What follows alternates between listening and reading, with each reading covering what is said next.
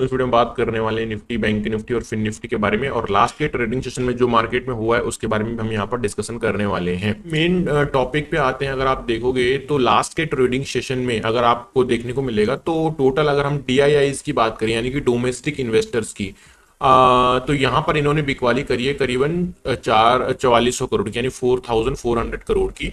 और F I यानी आपके फॉरेन इंस्टीट्यूशनल इन्वेस्टर, आप देखोगे इन्होंने 14,000 करोड़ की यहाँ पर खरीदारी करी है। तो ये जो खरीदारी है ये क्या हमको शो कर रही है? ये हमको यही शो कर रही है कि मार्केट में कहीं ना कहीं जो फॉरेन इन्वेस्टर्स हैं वो बुलिश दिखाई पड़ रहे हैं।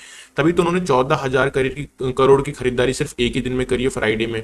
अगर आप पिछले कई फ्राइडेज उठा के देखोगे, कई हर वीक मतलब हर मंथ के हर फ्राइडे को, तो आपको देखने को मिलेगा कि पूरा हफ्ता भर मार्केट डल रहता है और फ्राइडे को आपको एक बिग ब्लास्टिंग मोमेंटम देखने को मिलता है।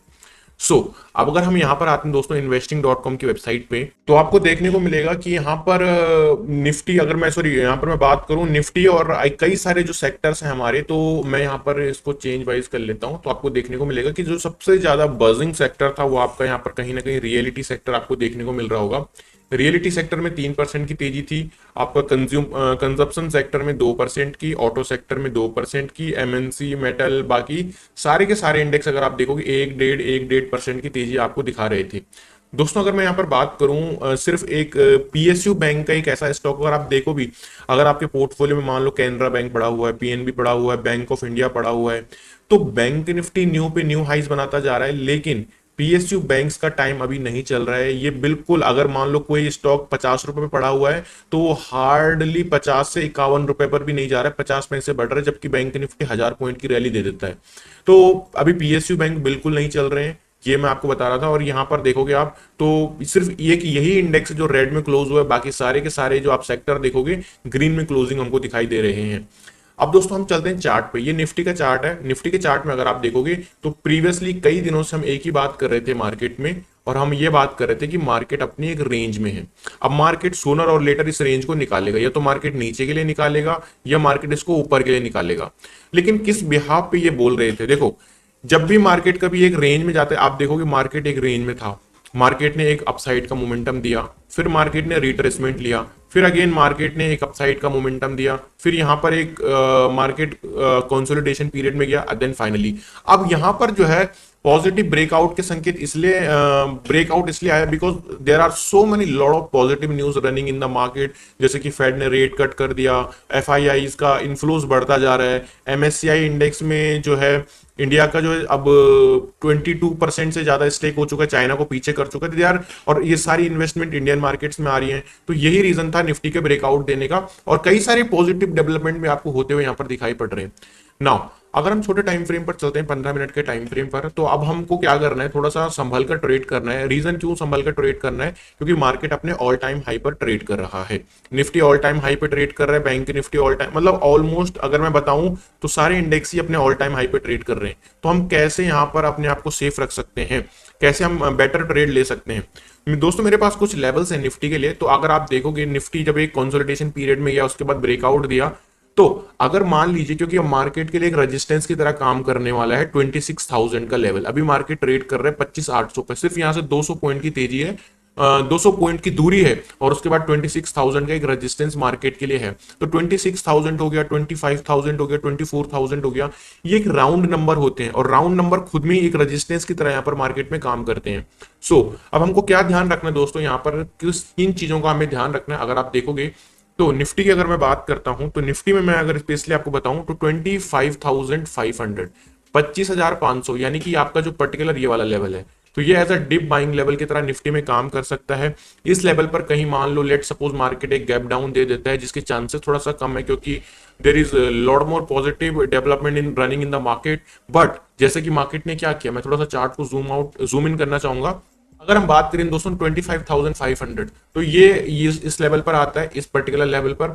और जैसे कि मार्केट ने यहाँ पर क्या किया, एक ब्रेकआउट देने से पहले एक शेकआउट दिया, फिर एक रैली दी। मैं अपने पर्सनल ऑब्जर्वेशन से बता रहा हूं और अपने एक्सपीरियंस से बता रहा हूं, कभी भी मार्केट को अगर बड़ा मूव देना होता है तो पहले वीक बायर्स को या वीक सेलर्स को, मान लो मार्केट को, मैं आपको एक एग्जांपल देता हूं, हो सकता है वीडियो थोड़ा लंबी हो।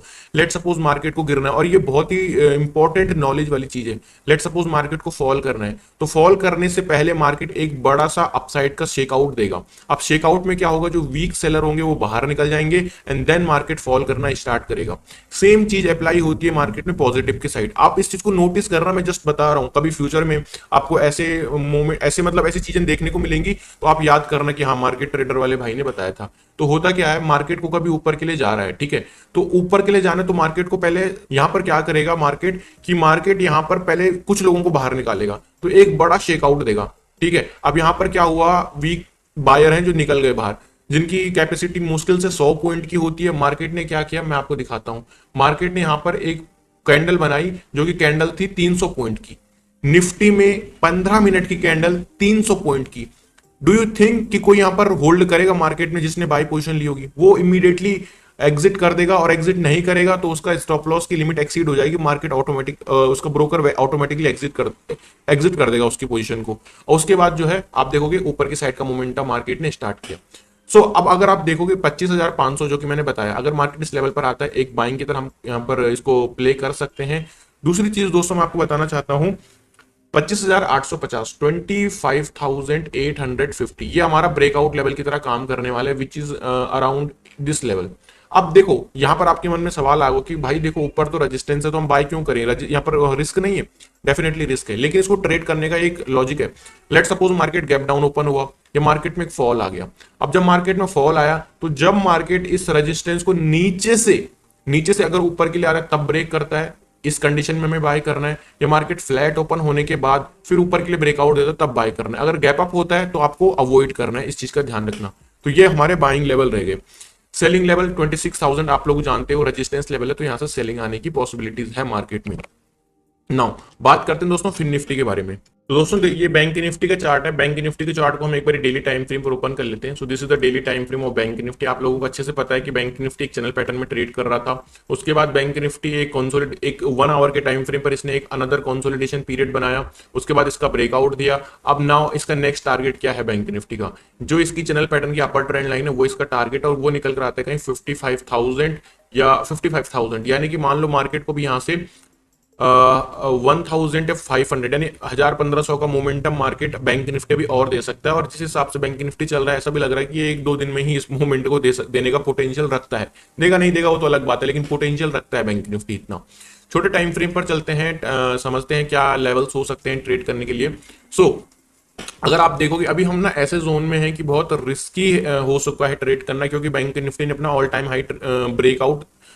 हाई का ब्रेकआउट दे दिया है, उसके ऊपर भी ट्रेड कर रहे हैं, तो रिस्क तो डेफिनेटली बन ही जाता है ऑल टाइम हाई पे। तो कैसे ट्रेड कर सकते हैं, क्या इंपॉर्टेंट लेवल हो सकते हैं, 53,300 विच इज दिस लेवल। तो जैसे कि मैंने बताया मार्केट को अगर ऊपर निकलना है तो मार्केट शेकआउट से वीक बायर को बाहर निकालेगा। तो अगर ऐसा कुछ अगर आता है मार्केट में डिप आता है तो 53,300 हमारे लिए as a dip buying level की तरह बैंक निफ्टी में काम कर सकता है। Got it? ओके। अगर बात करें दोस्तों ब्रेकआउट बाइंग की तो 54,050, 54,050 का अगर बैंक निफ्टी ब्रेकआउट देता है, लेकिन कंडीशन सेम निफ्टी वाली रहेगी। मार्केट अगर गैप डाउन ओपन हुआ और गैप डाउन ओपन होने के बाद अगर बैंक निफ्टी ब्रेकआउट दे रहा है इस लेवल के ऊपर तो हमको बाइंग करनी है, या फिर मार्केट फ्लैट ओपन होने के बाद इस लेवल का कंसोलिडेशन के बाद ब्रेकआउट दे रहा है तो हमें बाय करना है। गैप अप होता है तो फिर बाय नहीं करना है। तो ये सिंपल सा जो है हमारा बाइंग लेवल रहा, 2 बाइंग लेवल हो गए। सेलिंग के लिए अब आप कहोगे क्या सेलिंग, देखो मैं अभी सेलिंग के लिए बैंक निफ्टी में नहीं देख रहा हूं, सेलिंग के लिए मैंने निफ्टी आपको बताया, लेकिन एक चीज का ध्यान रखना 54,000 इसके लिए एज अ रेजिस्टेंस की तरह काम बैंक निफ्टी में कर सकते हैं, तो आप इसको अपनी रडार में रखना। ओके, अब बात कर लेते हैं यहाँ पर फिन निफ्टी के बारे में, क्योंकि बैंक निफ्टी में बुलिश दिखाई पड़ रहा है तो बुलिश की बात करूंगा यार, है ना, सिंपल सी चीज है। फिन निफ्टी के बारे में बात करते हैं दोस्तों, तो फिन निफ्टी को भी हम एक बार क्या करेंगे डेली टाइम फ्रेम पर देख लेते हैं। तो this is the daily time frame and मैं मल्टीपल टाइम, ऐसा नहीं कि एक बार ही आपको बता रहा हूँ कि भाई ऐसा कुछ हो रहा है, ऐसा कुछ डेवलपमेंट दिखाई पड़ रहा है। Multiple time I was telling you कि बैंक फिन निफ्टी क्या कर रहा है, inverse head and shoulders pattern बना रहा है। जैसे इसकी नेकलाइन का ब्रेकआउट होगा, ये एक अपसाइड को गोली की तरह जा सकता है। एग्जैक्टली हमको वैसे ही दिखाई पड़ रहा है, इसने ब्रेकआउट दे दिया है, बहुत ही ज्यादा बुलिश ये दिखाई पड़ रहा है फिन निफ्टी। फिन निफ्टी के बारे में बात करते हैं दोस्तों, जैसे कि मैंने बताया डेली टाइम फ्रेम पर inverse head and shoulders pattern का ब्रेकआउट हुआ है, एफआईआई की 14,000 करोड़ की बाइंग हुई है और कई सारी पॉजिटिव डेवलपमेंट है। बुलिश एग्रेसिव नहीं होना है, लेकिन हाँ रिस्क लेके लिमिटेड हम हो सकते हैं डेफिनेटली। तो अभी फिर मैं एक इंपॉर्टेंट चीज, मेरा पोर्टफोलियो जो है फर्स्ट टाइम अभी ऑल टाइम हाई पे ट्रेड कर रहा है, सो टच वुड ऐसे ही करता रहे। हाँ हम जो है मतलब अच्छे स्टॉक्स को होल्ड करें, ये मैं कहूंगा कि क्योंकि जब हम अच्छे स्टॉक्स को होल्ड करेंगे, जल्दी प्रॉफिट बुक नहीं करेंगे, तभी पोर्टफोलियो ऑल टाइम हाई लगाएगा। 2-4 हजार के प्रॉफिट या 5-10 हजार या 40-50 हजार के प्रॉफिट में अगर हम लालच में आगे बुक करने लगेंगे तो फिर नहीं बनते हैं फिर पोर्टफोलियो में बिग रिटर्न्स। नाउ 24,600 24,600 यानी कि इस डिप में तीनों इंडेक्स में सेम हम स्ट्रेटजी अप्लाई करने वाले हैं। इस तरीके से अगर मार्केट मौका देता है तो हम यहाँ पर बाइंग कर सकते हैं। Got it. और सेलिंग के लिए मैं आपको बता देता हूं, फिन निफ्टी में ज्यादा कॉम्प्लिकेटेड नहीं है। अगेन सेम चीज यहां पर अप्लाई होगी। अगर 25,000 के आसपास ये गैप अप ओपन देता है, क्या करता है 25,000 के नियर बाई फिन निफ्टी अगर गैप अप ओपन करता है तो हम इस लेवल के आसपास एक सेलिंग का मौका देख सकते हैं। अगर गैप अप ओपन करता है, अगर मार्केट कंसोलिडेशन के बाद ब्रेकआउट दे रहा है, तब आपको सेलिंग के लिए नहीं देखना है। तो दोस्तों आई होप कि आपको वीडियो अच्छी लगी होगी। वीडियो के बीच में मैं बोलना भूल गया था कि वीडियो को लाइक करना, चैनल को सब्सक्राइब करना, लेकिन आप मुझे डेफिनेटली पता है आपने कर दिया होगा, और बेल आइकन प्रेस कर देना ताकि आपको हर वीडियो की नोटिफिकेशन मिल सके।